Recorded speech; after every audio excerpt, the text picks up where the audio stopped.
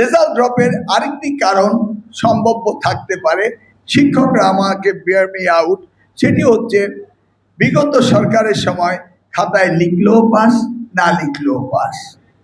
কিন্তু আমি বোধ করি ইন্টারিম গভর্নমেন্টের সময় না লিখলে ফেল করানো হয়েছে, এবং এমনভাবে ফেল করানো হয়েছে, ধরুন একটি অঙ্কের 10টি স্টেপ রয়েছে, 9টি স্টেপ কারেক্টলি করেছে, লাস্ট স্টেপে একটি ভুল করে ফেলেছে, আপনারা হঠাৎ করে 0 দিয়ে দিয়েছেন।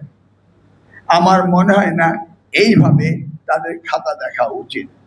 আবার এটাও করবেন না, এক হাতে কালো কলম আর এক হাতে লাল কলম, কালো কলম দিয়ে লিখে দিতেন, লাল কলম দিয়ে মার্ক দিতেন, তাও করবেন না।